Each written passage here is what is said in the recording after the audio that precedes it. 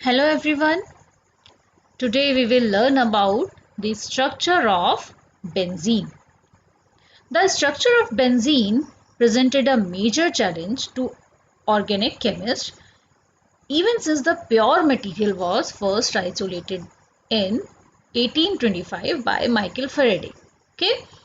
He found that the vapor density of benzene was 39, so that its molecular formula was established to be C6H6. It was not until in 1865 that the German chemist August Kekulé suggested that the benzene molecule made up of hexagon of 6 carbon atoms, okay, joined alternately by a double bond and single bond, and with a hydrogen atom attached to each carbon atoms. This cyclic structure of benzene containing 3 conjugated bonds. This is frequently referred to as Kekulé's formula. Among the many distinctive features of benzene, its aromacity is the major contributor to why it is so unreactive. Because benzene is very unreactive, because it is very stable.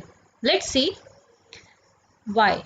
This section will try to clarify the theory of aromacity and why aromacity gives unique qualities that make these conjugated alkenes inert into compounds such as Br2 and even in hydrochloric acid. As we have learned in aliphatic chemistry, compounds are readily unsaturated compounds are readily react with bromine and hydrochloric acid, but in this case, even though the presence of double bonds here, this is very inert compound that even it is not reacted to Br2 and hydrochloric acid.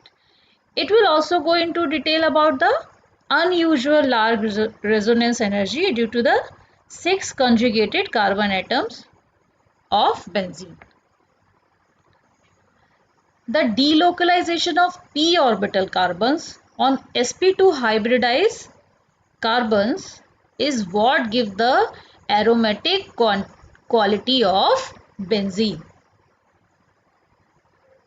This diagram shows one of the molecular orbital containing 2 of the delocalized electrons, which may be found anywhere within 2 donuts. These are the donuts. The other molecular orbitals are almost never drawn.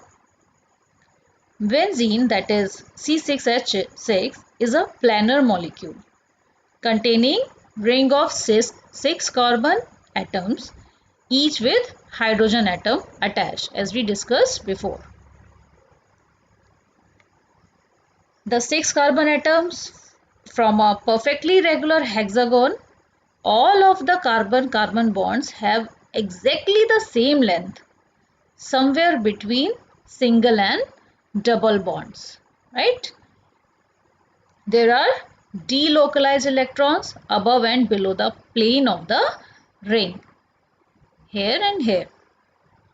The presence of delocalized electrons make benzene particularly stable. Due to this only, the benzene ring is very stable.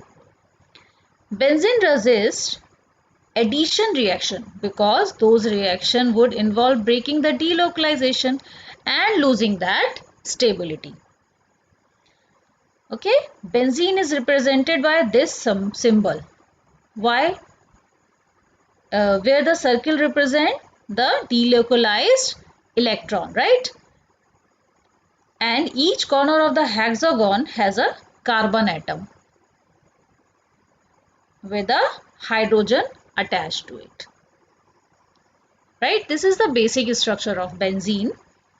Because of the aromacity of the benzene, the resulting molecule is planar in shape, with each carbon-carbon bond being 1.39 Armstrong in length and each bond angle being 120. Right? You might ask yourself how it is possible to all have all the bonds to be the same bond length if the ring is conjugated with both single 1.47 Armstrong and double 1.34 Armstrong.